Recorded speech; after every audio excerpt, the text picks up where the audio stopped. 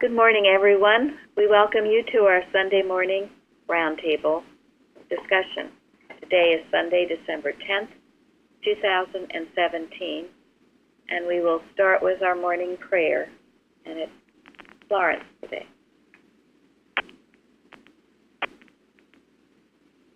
Mrs. Eddy's prayer given at the Massachusetts Metaphysical College. O my God, I offer as a consecrated gift upon thine altar a heart dedicated to thy service, lips speaking only words of charity, love, and truth, thoughts striving to be only the true thoughts of the mind of God.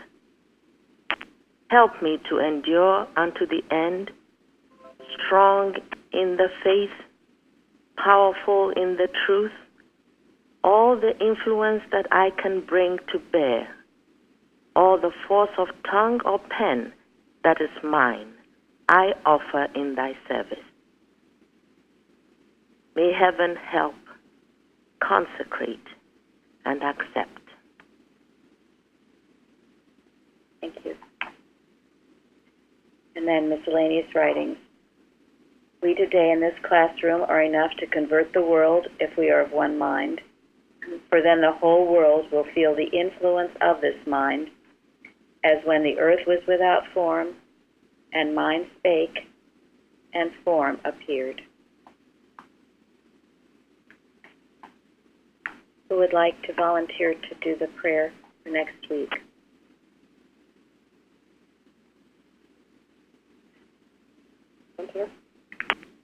And Linda, thank you. I have to start calling on you, Shy Violet. Such a beautiful prayer to imbibe, and Florence read it beautifully. Think of each word, what it means, and to keep that in our hearts every day.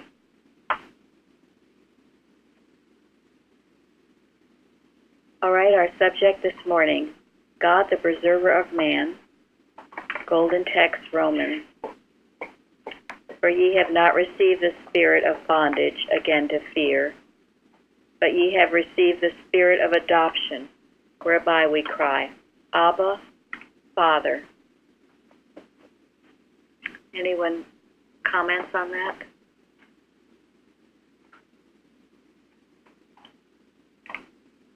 I did look up that Abba was Aramaic for father.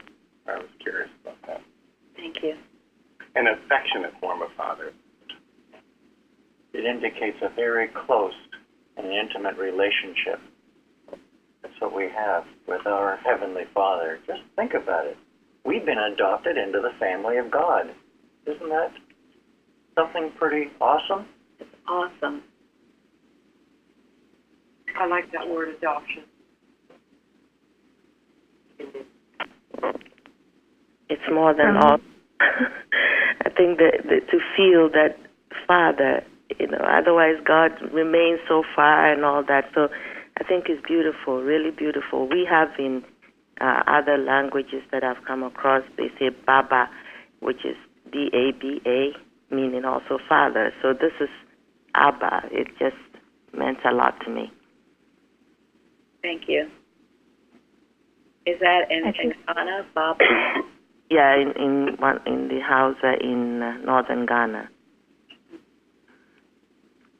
Go ahead. To me, this illustrates what I've learned in the church, the difference between being in the human mind and the divine mind. And it's something I never, ever understood before coming to this church. If we're in the human mind, that's the spirit of bondage, again, to fear. But if we adopt just our natural place in the divine mind, then we can connect with God. And I just love how this passage that illustrates that to me. That's beautiful. And that's exactly right. So if you are ever tempted to fear, or if a sudden fear comes on you, say, Father, this is what it's telling you to do. Abba, Father, Abba. Claim your connection with the God, and not just the far-off connection, as has been stated, but this close, tender relationship. I know, some of you might have had dear and loving parents. Maybe some of you haven't. But I was thinking today,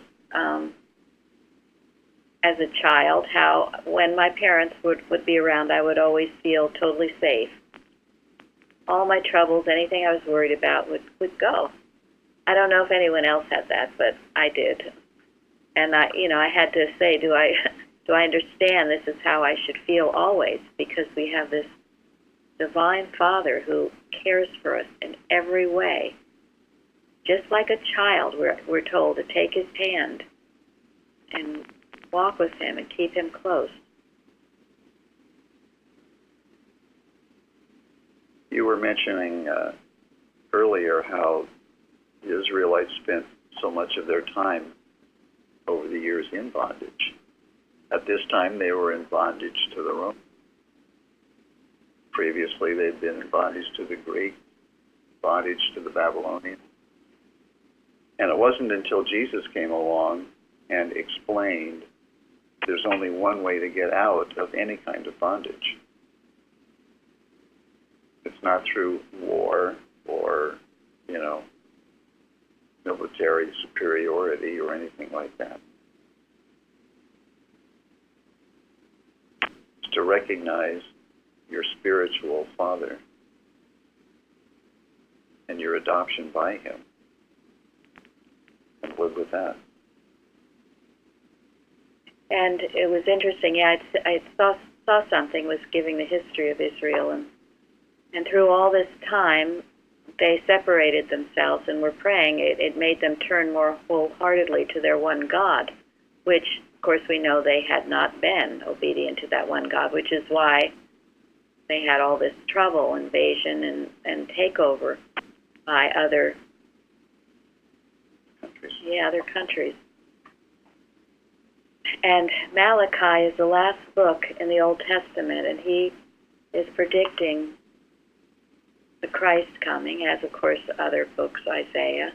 But it was still 400 years before he came. It's a long time. And yet they were still working and praying and expecting the Savior to come.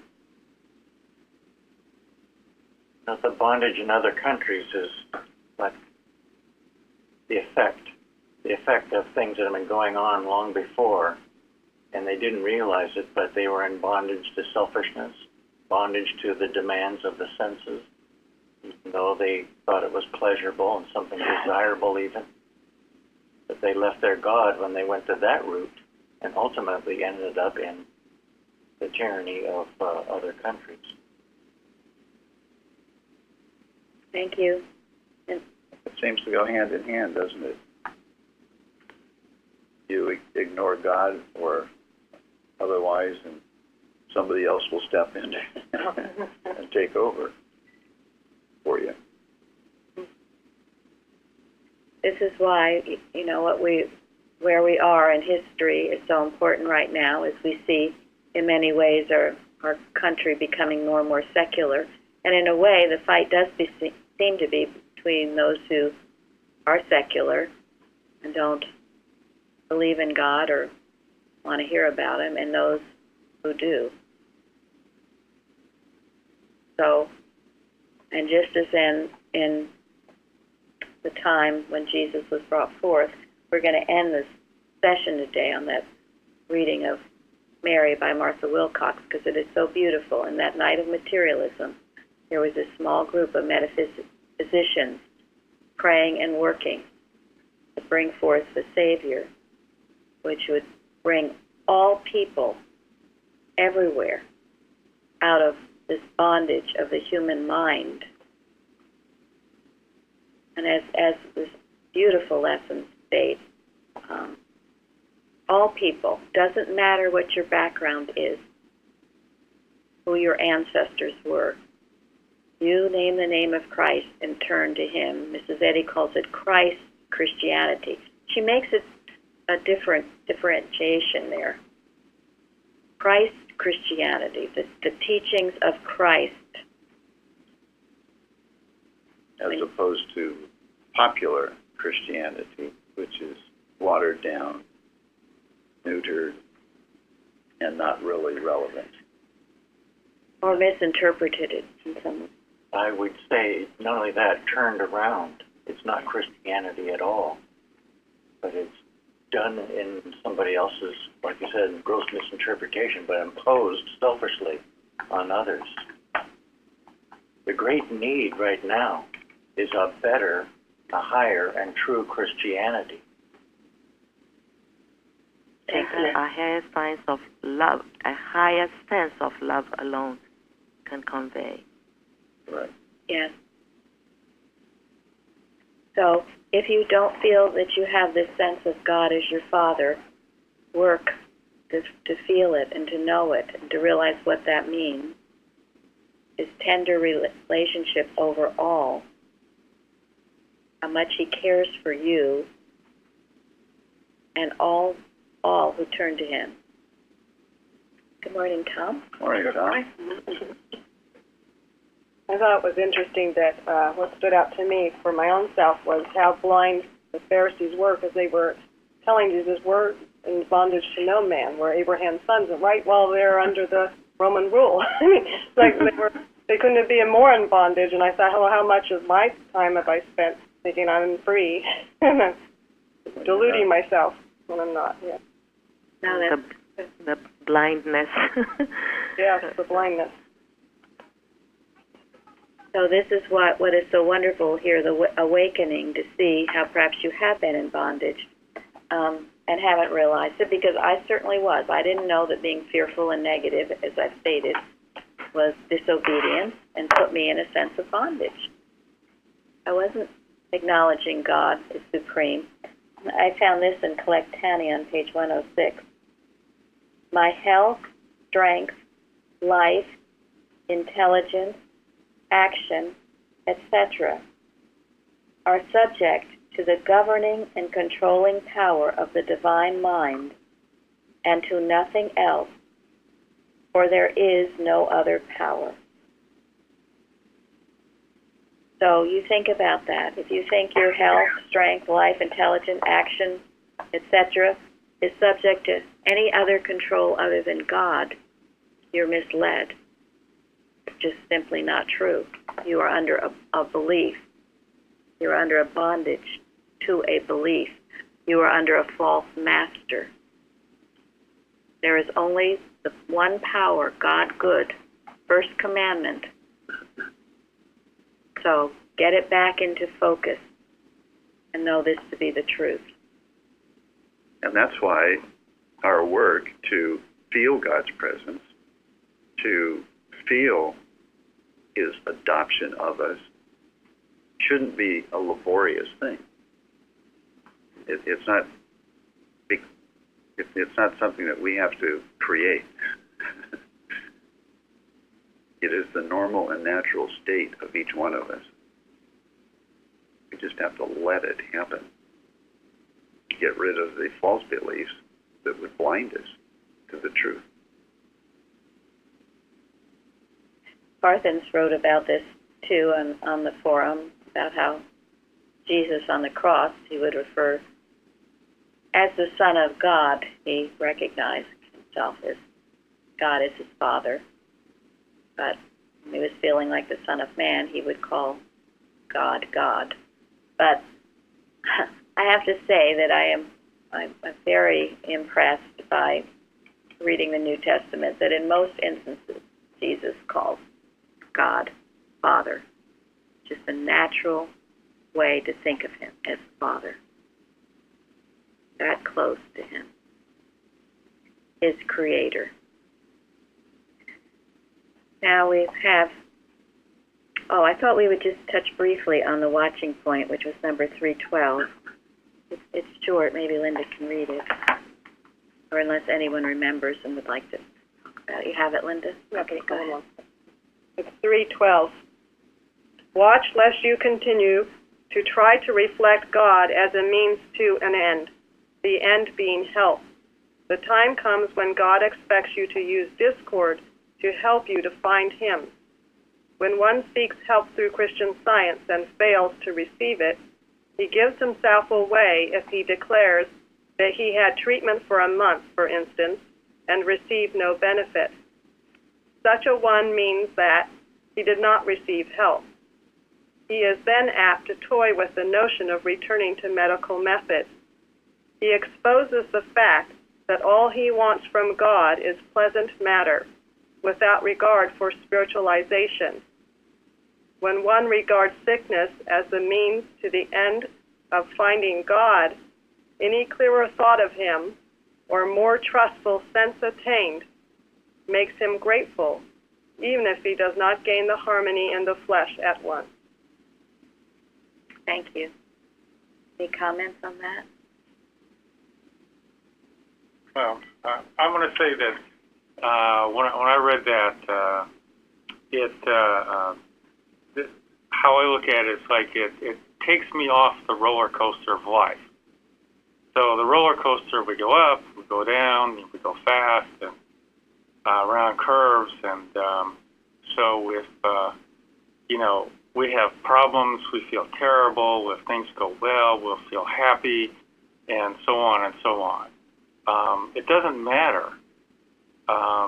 It's our relationship with God, and it doesn't matter what seems to be out there. That doesn't change. So our emotions shouldn't be going up and down like a roller coaster. Thank you. I like that idea of the roller coaster because all I can think of is you usually spend 20 minutes in line before. But a lot of my life I always felt like I was waiting for something to happen. So.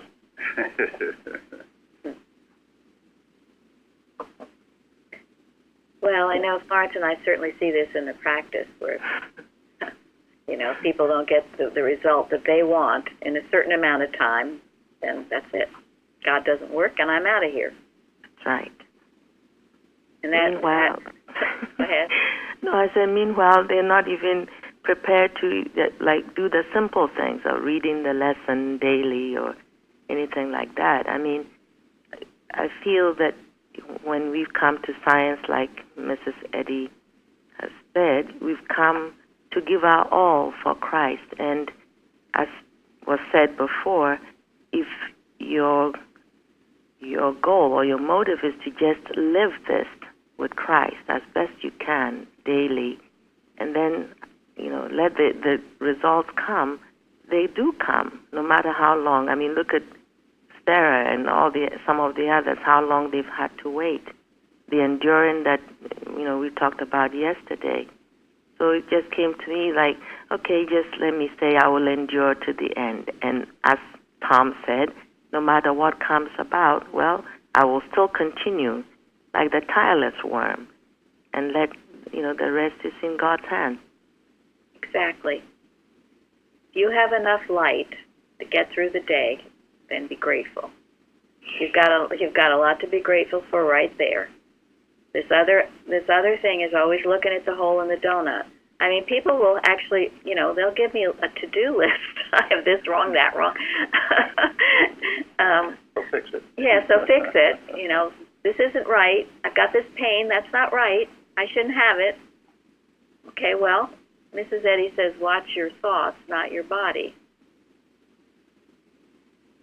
And if you're faithful, you will find this pain or whatever else it is that's troubling you will diminish until it finally disappears. And guess what? Trials are proofs of something really good, right?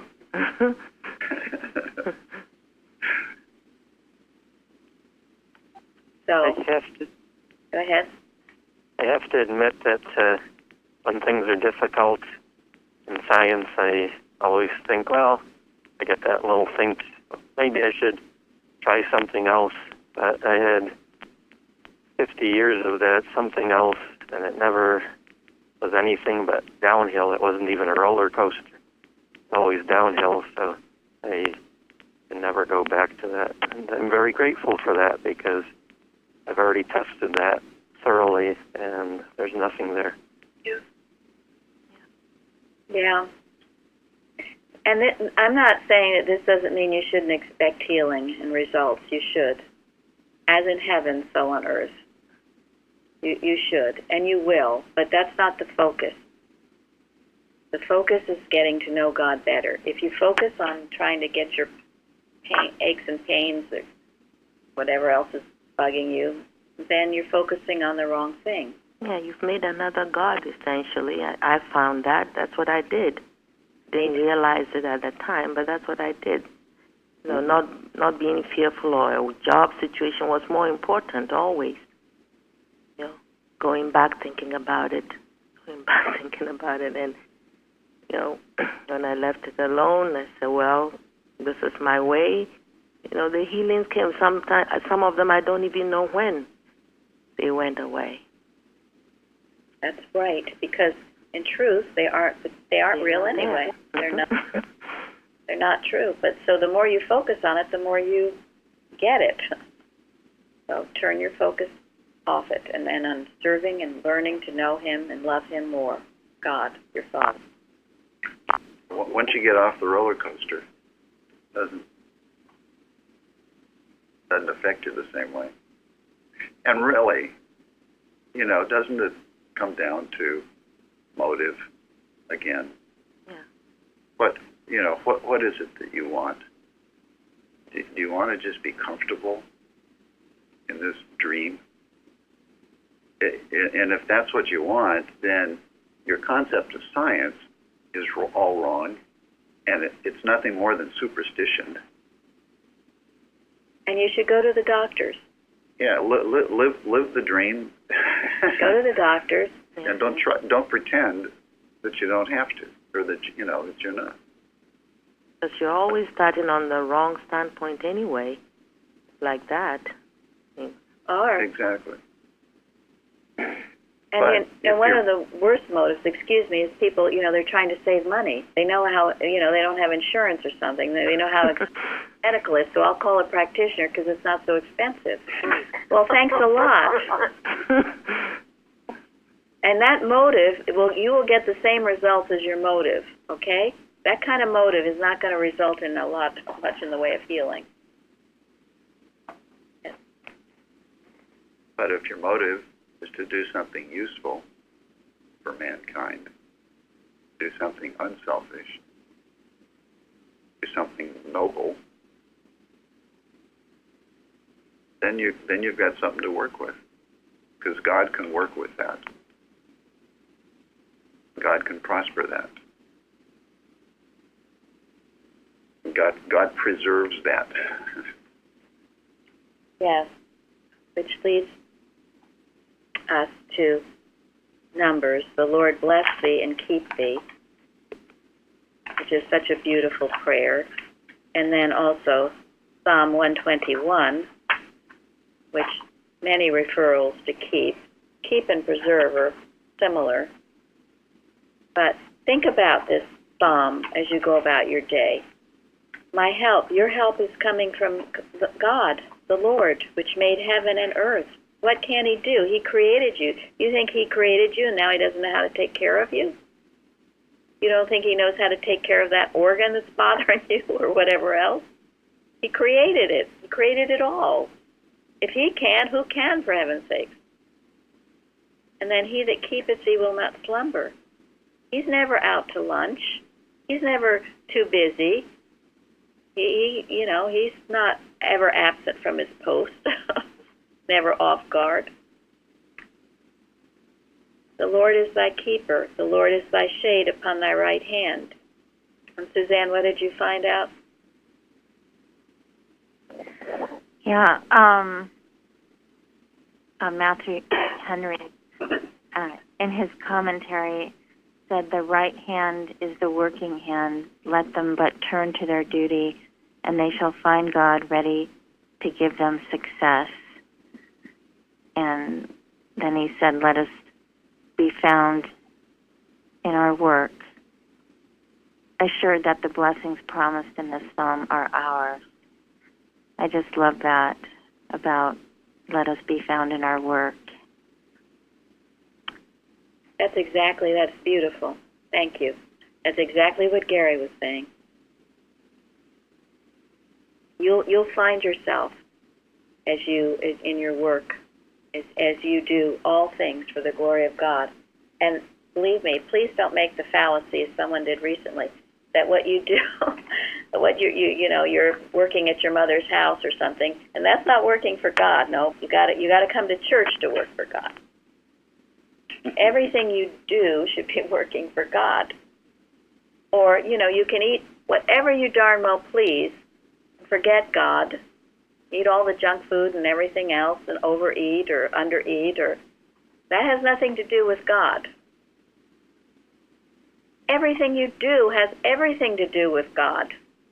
He's supposed to be directing your every step. So your whole day is done for the glory of God. And when you do that, you will be found in your work. You will find God in your work. Our work, all of it, whatever it is for God. And certainly it is a great blessing to do this specific work, whatever you're doing, proofing or writing lessons or reading, or many of you doing all kinds of things. Great blessing to do that, because you're overcoming all the animal magnetism that says you can't or you don't want to, and you make progress. But that doesn't mean you leave it. You don't do it the rest of the day. Of course you do. I also read in the Amplified Version that the right hand was the side not carrying a shield. That's the arm or hand that isn't carrying the shield, so God is covering that. So thank you. That was beautiful, Suzanne. Something well to think about. The sun shall not smite thee by day, nor the moon by night. I can't read that without Bruce singing in my head. Shall we have a song? Yeah. Okay, Bruce, go to. Okay, what does that mean? What is the belief about the sun and the moon? That they can harm you. Absolutely. The sun can burn, and the moon, I think it's associated with lunacy or something. It is. Yeah. Female, their periods, and I don't know, it has all kinds of supposed control. And there's this belief. Go ahead. In France, one older fellow one time said, yeah, you can get it's called a coup de lune, but you can be hit by the moon if you're not careful, and it can somehow affect you negatively. And talk about old superstitions, like be careful, the moon could strike you. I thought, how ridiculous is that idea is even floating around. Yes. but it is. It is. That's lunacy. I remember in nursing when at night, the particular nights when patients would all be really crying and carrying on. This is the moon out. Yeah. Right. The other thing about it is the belief that it creates extremes. That stops it. It can get so hot in the day you can't do what you need to do. We're governed by the sun, governed by God. And in more than one place, Mrs. Eddy says you have to handle astrology. I have testified about that. That, I was a Christian Scientist. I should know nothing about astrology, and I didn't. But it was taught here, yes, you do, and that I was shocked because it would seem that my human personality was very much like my astrological sign. The belief about it. And the belief about it. So if you think, as some people have said, oh, I don't have to handle age and I don't have to handle astrology, you are in dreamland. Because while you're not handling it, it is handling you. Okay? So let's not be so innocent or so stupid. Naive. Yes, naive is a better word.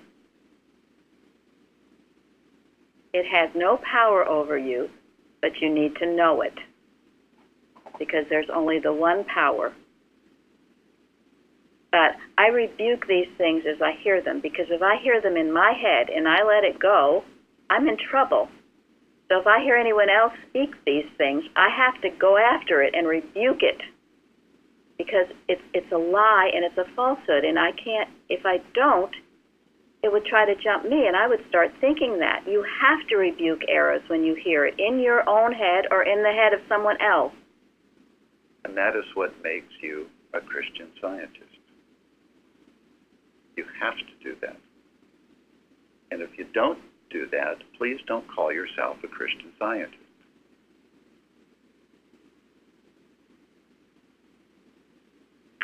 Florence knows in the practice, she can't if you let people talk error to you, they can tell you what their problem is, but if they go on and try to convince you of it, well, as that one practitioner said, if you convince me, we're both sunk. Yeah. I'm mesmerized, blind leading the blind. So. Yes. So. But Mrs. Eddy says, we have enlisted in an army. So we should all feel like we're in a war and be aware of what the enemy is trying to do. You can't win a war by putting your head in the sand and ignoring what the enemy is trying to do. We should not be naive to the workings of animal magnetism. Mrs. Eddy says, I acknowledge your claims, but I denounce your power. That must be our stand. But not to know that it's even operating is folly. So, the sun shall not smite thee by day, nor the moon by night. And the Lord shall preserve thee from all evil. All evil shall preserve thy soul. And then I love this. The Lord shall preserve thy going out and thy coming in from this time forth and even forevermore. You're ever traveling. You're ever going anywhere. Know that God is preserving your going and coming. Always. Think about those things. Don't think about all the delays and other things that might be going on. Think about God is with you. He's right with you. Always going and has coming. been and always will be. Now then, I looked up the word keep, which, as I said, it's very similar to preserve. But okay, so now you align yourself. This is what God is doing for you. To retain in one's power or possession. God possesses you. You belong to Him. To have in custody or security or preservation, He's in your custody. He's the one that cares for you. He protects you. He guards you. He sustains you. He feeds you. He holds you in His own bosom. He accompanies you. He goes with you. And He prevents you from falling. Do you know that God does all that for you every day, all the time? Are you aligning with that truth? Think on these things. And then, blessed. He blesses you. He's what makes you happy. He's what makes you successful. He consecrates you to a holy purpose. And He watches out for your spiritual happiness and your holiness. So you see, it is God who does all things for us. And what was that quote yesterday? The world can... neither Can give neither us something or take it away. take The world does nothing for me or something. can neither take anything from me nor can give Yeah. in. The world gives nothing to me and it takes nothing from me. The world. God is the source of our being. The more we turn to Him for everything. You're not feeling well, turn to God. You need to lose weight, you turn to God. You're discouraged, you turn to God. You're depressed, you turn to God. You don't have a job, you turn to God, etc.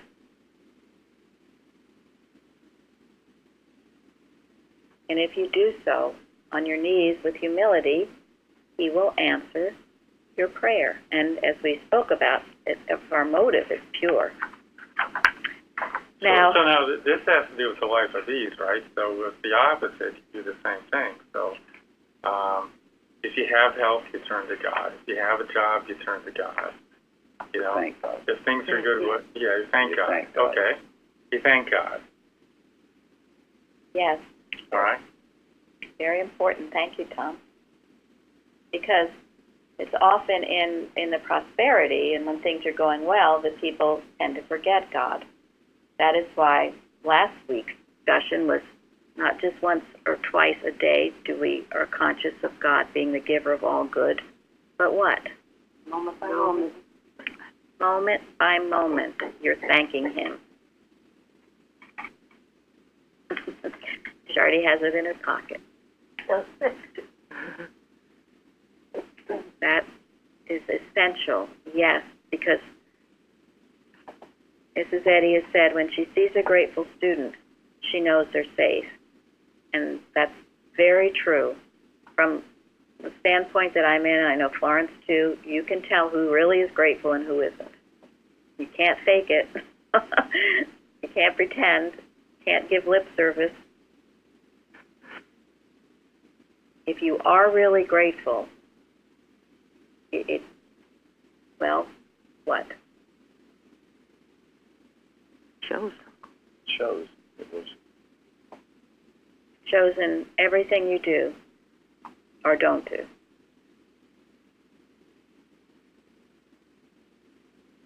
It shows by how much you're acknowledging God operating in your life or not.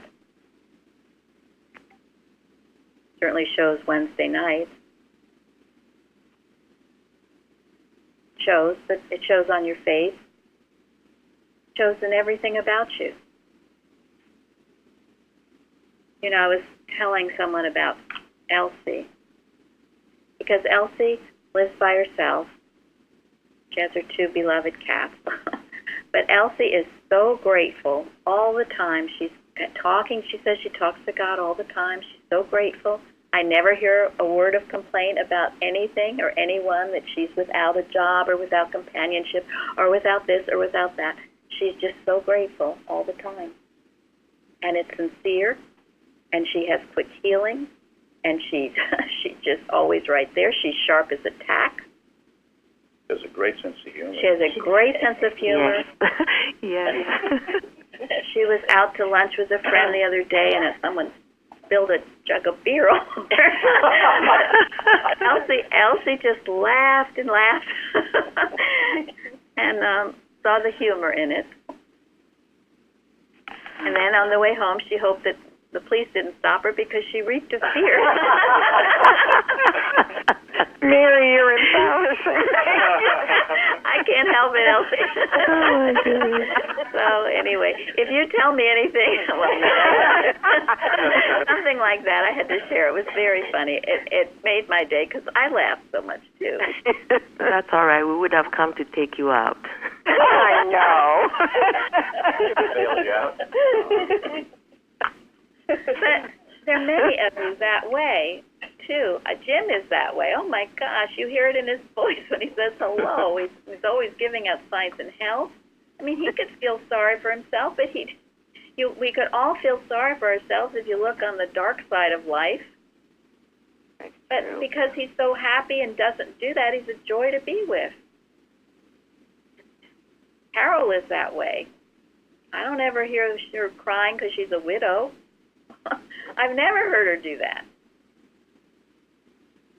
She's grateful for all that she does have.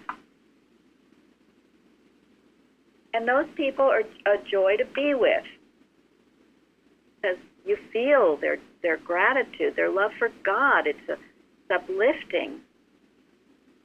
And is there any reason why any of you can't do that? Did someone say, Lillian, you cannot do that? Did anyone ever say that to any of you? No. Anyone come and find you and gag you and tell you you're miserable, you look at the dark side of life? No one's ever said that unless you're listening to a very bad voice that needs to be kicked out. This is come ye to the fount, something we all have available to us. It's up to us whether we do it or not. And that will determine your experience. Because as you express joy and light and laughter, you will attract good to you. And if you don't, people say, uh-oh, here she's coming, let's run the other way. Oh, gosh. Okay. So, any more discussion on God blessing us and keeping us? I was just going to say, it's not in the lesson, but verse number 1 of that psalm is, I will lift up mine eyes unto the hills. Yes. So, it's a good question. Where are we looking? Are we looking at the problem, or are we looking up towards the divine and right idea of things? Thank you. Turn to the light. We Yes. have songs about all this stuff, you know. Yeah. John Peter and Faith Phoebe. Beautiful. And in Science and Health, Mrs. Eddy says the human thought must free itself from something very important. Number 7.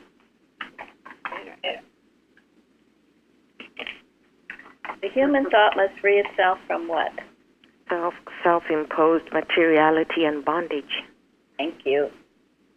Self-imposed. Don't do it. Be your best friend, not your worst enemy. Self-imposed. It really is amazing how many people are really their worst enemy. They get a bad thought, they impose it on themselves, and then they experience it. And not only that, they find something or someone else to blame it on instead of recognizing that it is indeed self-imposed. Yes, yes. Or they contribute. They say it's because of their circumstance. Yes. Only I had. Yes. If only this happened. If only this happened, then I would be better, and then I would be happy. Because look at Louise over there. She has this, and she's happy, and I don't have it, and I'm miserable. Therefore, that's it. I got to get what Louise has, and I'll be happy. If I only had a brain. As a scarecrow and Wizard of Oz, right? Yeah. Well, that's about it. Oh, yes. But that's how the tempter tempts you to believe that rubbish. Sometimes I think if you knew all that Louise had, you wouldn't want it. You wouldn't want it. Or if you knew what it took to get where she had what she has, you would think twice. Because if someone has honestly, there's a word in there, earned it, it's been through blood, sweat, and tears because they have done the things I've just been talking to you about. So they have earned it. And that's different. And if you're jealous of that, you're just lazy and you don't want to do the work yourself. You just want to be jealous about someone else who has something. That's why we don't judge other people. You have no idea what maybe it took for a person to be where they are if you think it's so great. If you knew what had transpired before, maybe you wouldn't want it so much. Or what they need to do to maintain it. Or what they need to do to maintain it. We had a calendar statement that said something like, unhappiness is the wanting to get, and happiness is the wanting to give. Yes. Thank you, because it always ends up with it's selfish. Self. Just so consumed with yourself, how everything affects you. And that is hell, and that is misery, and it is self-imposed bondage. So, always the answer is stop. And that's why having things to do and think about things besides yourself, whether it's doing a watch or proofing or doing something besides thinking about yourself, is a great blessing. Mrs. Eddy says, the likeness of God we lose sight of through sin. And selfishness is sin, and negativity is sin, which beclouds the spiritual sense of truth. And we realize this likeness only when we subdue sin and prove man's heritage, the liberty of the sons of God. So, that voice has to be subdued. Again, she says. And what is sin? I mean, let's, well, what is it talking about here?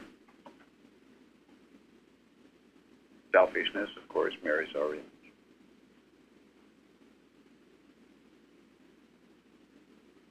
Belief in a self put apart from God. Personality. Personal sin. Yeah, I mean, sin is really making a god of something or someone other than God. It's a mistake. And going with that mistake. Believing that something other than God can give you happiness, give you joy, give you pleasure, give you anything good.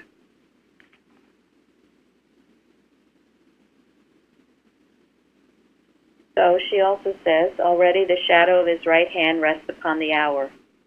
Ye who can discern the face of the sky, the sign material, how much more should ye discern the sign mental, and compass the destruction of sin and sickness by overcoming the thoughts which produce them, and by understanding the spiritual idea which corrects and destroys them. To reveal this truth was our Master's mission to all mankind, including the hearts which rejected him. Absolutely beautiful. So, that's what our job is about, destroying, overcoming the thoughts which produce it. And you do that in your own head by rebuking it, by not listening, by knowing it's a lie, it's not the truth. And if you do that, you'll make progress. And you will realize that God is the preserver of you. Always has been, and he always will be. Now we're going to end with the beautiful article about Mary by Martha Wilcox.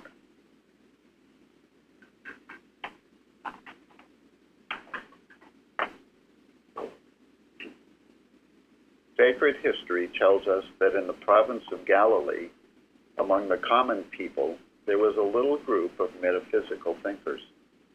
Right in the midst of this dense materialistic thinking of the upper class was this little group, this remnant of Israel, who practiced pure and undefiled religion.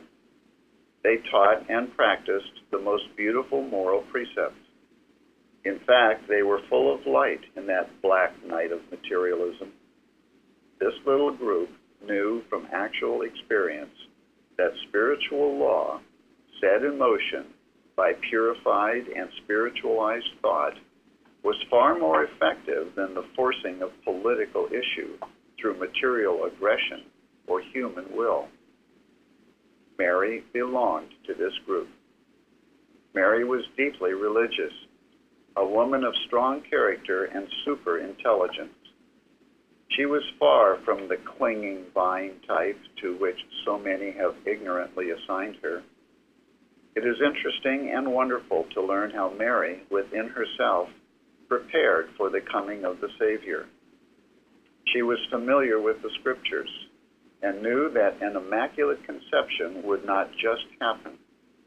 She knew that an immaculate conception could take place only if the purity of the Virgin's thought was sufficiently demonstrated.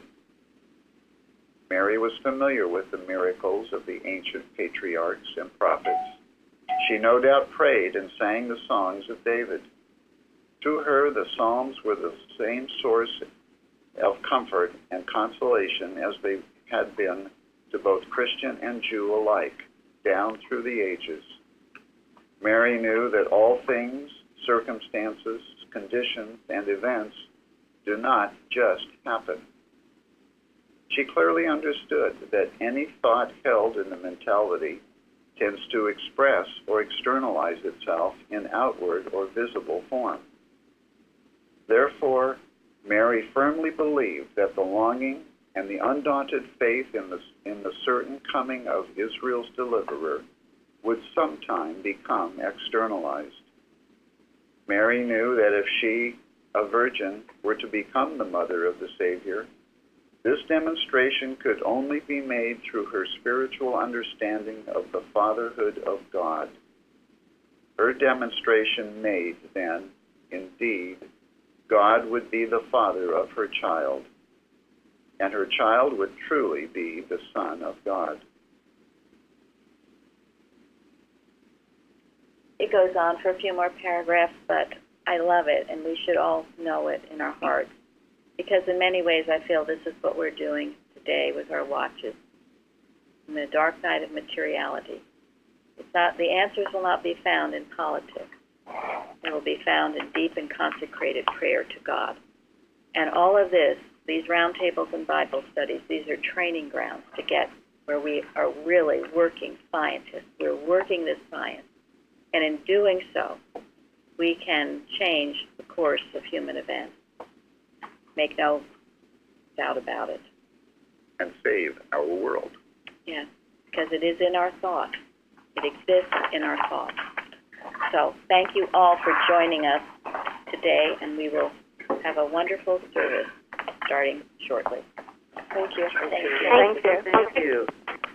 Thank you.